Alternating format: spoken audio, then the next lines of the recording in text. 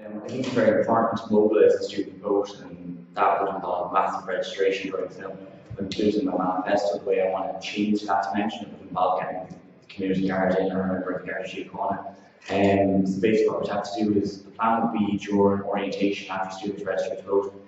Basically, once they come out from registering with the college, they then be registered in conjunction with the students' union, and then we send all the forms off. Obviously, there's massive issues around, like, grant cuts and fee hikes that would be associated with the next government, whoever they may be. So we'd have to ensure that students remain capped to 3,000 in the fees they pay each year, or they're reduced, preferably they be reduced. But I will be also calling for, in the next general election, to increasingly lobby political parties, because what we're going to see over the next 12 months is the decision made on how the Higher Education Authority seeks that higher education in this country is funding. Obviously, in America, the education system, the funding method has not worked. There's 1.2 trillion debt in that system, and essentially the assets about to fall out of the American education system. Germany, publicly funded education, very, very progressive, it's working very well. Bigger outputs into national GDP,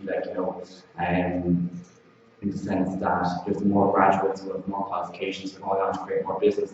Whereas if we apply like a graduate tax or a loan scheme like CDK or applicating, especially for a party that is slow maternity in favour of jobs, what you're going to see is graduates, especially in a country with such high immigration rates, they're going to emigrate, and then what have to happen is they have to increase the interest rates on those students who are still in Ireland, which means those students don't have the money to go out and encourage entrepreneurship, create business, and then the major issue then is people who didn't go to third level because they didn't have equity in education, because they're still combating fees and grant cuts.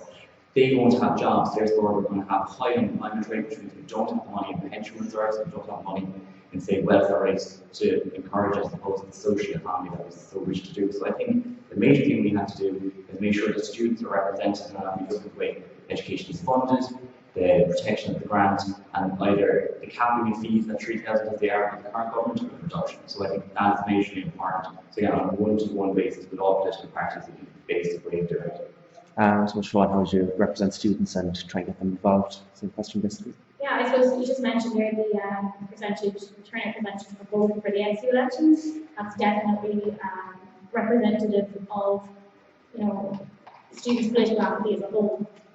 When I interviewed Albert Sachs, who's Nelson Mandela's head of judiciary, it's something that I broached with him, and he said there wasn't a problem. But of course, if you look at the US High Rally for Education on October 8th, the number of students who turned out there, again, it shows how, I suppose, apathetic they were, either very pathetic, or they just didn't believe that they had a voice. James mentioned there the voter registration drive, and that's something that I'd like to do also.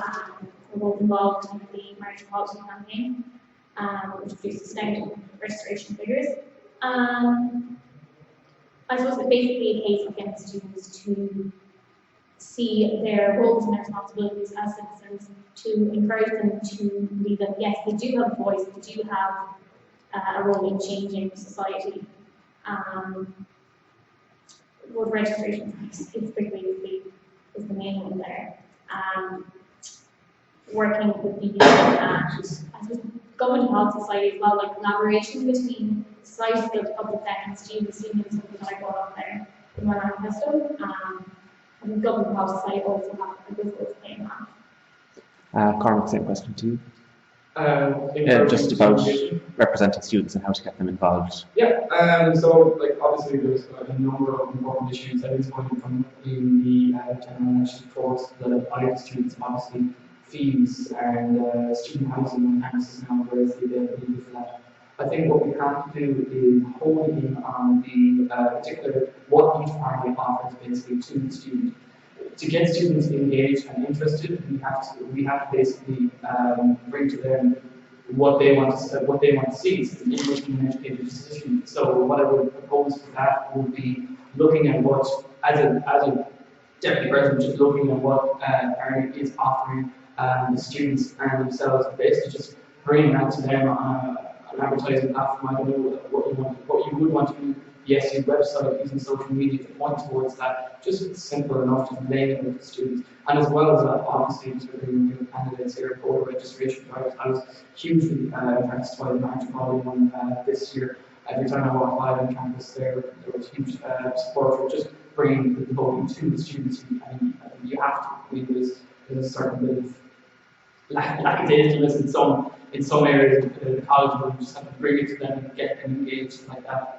And as well, like simple ideas, just to get involved, like as mentioned in my manifesto, like using like a constituency vote here on the SU website, just simple services like that we can offer the students.